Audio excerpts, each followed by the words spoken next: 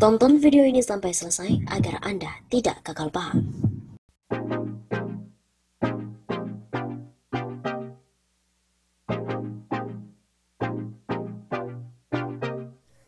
PDIP bakal jadi partai tunggal. Media negeri jiran The Australian edisi 8 Maret menurunkan sebuah artikel menarik.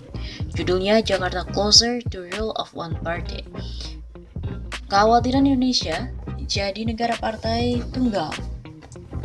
Seperti di Cina dan juga Korea Utara ini sesungguhnya sudah sejak lama diingatkan oleh Jenderal Gatot Nurmantio saat masih menjadi Panglima TNI. Gatot membungkus pesannya secara tersamar melalui bahaya proxy war. Tanda-tanda bahwa pemerintahan Jokowi sedang mendekati sistem pemerintahan partai tunggal itu kini semakin nyata. Sebagaimana dilansir The Australian, aksi KSP Muldoko mengambil alih secara paksa Partai Demokrat merupakan langkah nyata mewujudkan hal itu. Saat ini partai-partai pendukung pemerintah disebut oleh The Australian telah menguasai 74% kursi di parlemen. Bila sukses mengakuisisi Partai Demokrat, pemerintah akan menguasai 83% kursi di parlemen. Hanya menyisakan PKS sebagai satu-satunya partai oposisi di parlemen. Kalkulasi ini menarik karena tampaknya The Australian telah memasukkan PAN ke dalam partai pendukung pemerintah. Bila dihitung dari total 575 kursi di parlemen, kalkulasi ini kurang akurat. Berdasarkan data KPU, pada pemilu 2019, PKS memperoleh 50 kursi atau 8,69%. Demokrat 54 kursi atau 9,39%. Bila hanya PKS yang menjadi oposisi, maka total kubu pemerintah menguasai 91,31% di kursi parlemen. Praktis, kubu partai pemerintah sudah menguasai sepenuhnya kursi di parlemen. PKS tinggal jadi partai oposisi pemanis saja. Parliamentary dan juga presidential threshold. Pertanyaannya sekarang, bagaimana tahapan menuju partai tunggal bisa diwujudkan? Saat ini kendati sudah menguasai sepenuhnya kursi di parlemen, namun belum bisa disebut sebagai partai tunggal. Baru konsorsium partai dengan penguasa tunggal. Namun tahapan menuju partai tunggal itu sudah terbayang. Coba perhatikan beberapa tahapan berikut ini. Pertama, penetapan presidential threshold 20%. Dengan aturan semacam itu, sudah dipastikan bahwa capres yang akan tampil pada pemilu 2024 adalah calon tunggal.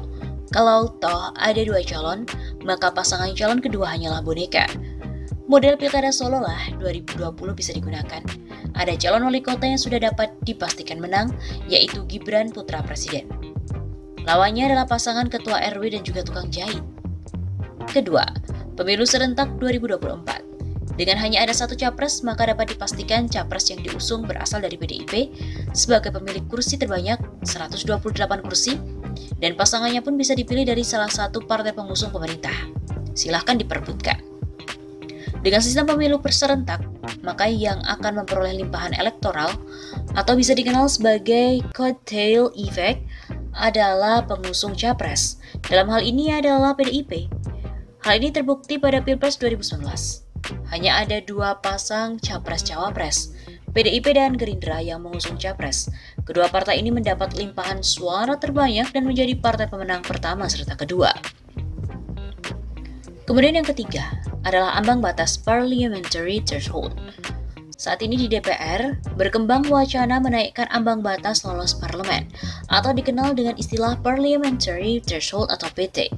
PDIP mengusulkan agar PT ini dinaikkan dari semula 4 menjadi 5%. Sementara Nasdem dan Golkar bahkan call tinggi menjadi 7%.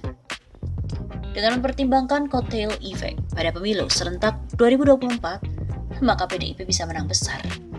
Apalagi berdasarkan hasil survei terbaru Litbang Kompas, partai-partai yang berada dalam 5 besar bakalan berguguran. Elektabilitas Nasdem saat ini tinggal 1,7%. Golkar 3,4%, Demokrat 4,6%, PKS 5,4% dan PKB tinggal 5,%, dan juga Gerindra 9,6%. PDIP masih di puncaknya dengan elektabilitas 19,7%. Bila parliamentary threshold dinaikkan jadi 7%, maka yang tersisa ya tinggal PDIP dan Gerindra. Itu pun kalau Gerindra masih bisa mempertahankan suaranya. Dengan bergabung dalam kubu partai pemerintah sangat diragukan Gerindra bisa mempertahankan perolehan suaranya seperti saat pemilu 2019. Semua skenario itu dapat terwujud sih bila Jokowi dan PDIP mengendalikan sepenuhnya partai-partai pendukung pemerintah. Partai-partai pemerintah mendukung apapun keinginan Presiden Jokowi dan PDIP. Untuk tahap awal, Nasdem dan Golkar akhirnya mengalah, mendukung pelaksanaan pemilu serentak tahun 2024. Padahal sebelumnya mereka yang menginginkan adanya revisi RUU Pilkada. Tahapan berikutnya tinggal menaikkan ambang batas lolos parlemen setinggi mungkin. Skenario partai tunggal bakalan terwujud. Apakah kali ini Golkar, Nasdem, Gerindra, dan juga partai-partai lain juga akan kembali mengalah? Yang pasti sejauh ini, dengan pola pecah belah, sandera politik, dan juga iming-iming kekuasaan, pemerintah telah berhasil menunjukkan parpol-parpol menjadi pendukung yang loyal.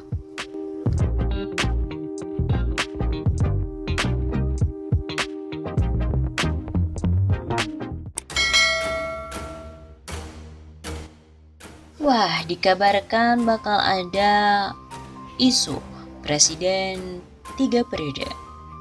Jika Jokowi 3 periode, maka PKI yang jingkrak-jingkrak. Baru-baru ini seperti dilansir dari Detikcom, Bapak Reformasi Indonesia, Profesor Dr. Muhammad Amin Rais melontarkan dugaan bahwa Jokowi akan mengusulkan pasal presiden boleh menjabat selama 3 periode. Keinginan ini jelas menabrak amanat reformasi 1999 yang membatasi masa jabatan presiden hanya 2 periode. Pernah dituliskan oleh penulis bahwa ada judul Waspada Agenda Besar Parlemen Indonesia periode 2019-2024, dan akhirnya tulisan tersebut viral, dimuat di beberapa situs berita online.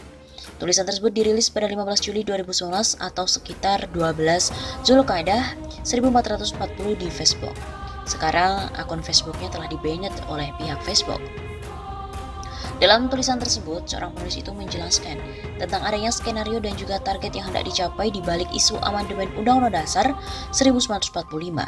Sebab Undang-Undang Dasar 1945 Pasal 7 hasil amandemen tahun 1999 berbunyi, Presiden dan Wakil Presiden memegang jabatan selama 5 tahun, dan sesudahnya dapat dipilih kembali dalam jabatan yang sama hanya untuk 1 kali masa jabatan. Isu amandemen Undang-Undang Dasar 1945, khususnya pada Pasal 7 tentang masa jabatan Presiden yang semula hanya 2 periode, menjadi kemungkinan 3 periode atau lebih. Tulisan tentang jabatan Presiden 3 periode atau lebih itu ditulis 2 tahun lalu, ternyata bukanlah isu belaka. Sekedar mewanti-wanti untuk mewaspadai permainan Partai Komunis Indonesia dan juga paham Cina komunis melalui antek-anteknya dalam negeri ini. Bila lengah, maka amandemen Undang-Undang Dasar 1945, khususnya pada Pasal 7 kemungkinan akan berhasil. PKI dan antek-antek komunis pun akan tepuk tangan dan berjingkrak-jingkrak merayakan kemenangan agenda mereka semua. Isu tentang rencana amandemen Undang-Undang Dasar 1945, khususnya Pasal 7, nampaknya akan menjadi perbincangan hangat dan juga panas. Diprediksi akan timbul gejolak sosial yang meluas di masyarakat. Bagaimana mungkin saat ekonomi anjlok, angka kemiskinan bertambah, pengangguran pun bertambah, rakyat hidup susah, malah minta 3 periode. Yang bener aja. Isu Jokowi 3 periode ini menguat lagi pasca kisruhnya Partai Demokrat yang melakukan Kongres Luar Biasa atau KLB di Sibolangit, Deli Serdang, Sumatera Utara. Ditengarai KLB Partai Demokrat tersebut didukung oleh lingkaran istana. Banyak juga pihak yang menuding kisruh menimpa Partai Demokrat itu diduga sekarang ini diotaki oleh para jenderal merah. Disinyalir Muldoko dan juga faksi yang tersingkir di Partai Demokrat beberapa tahun silam hanyalah pemain figuran saja.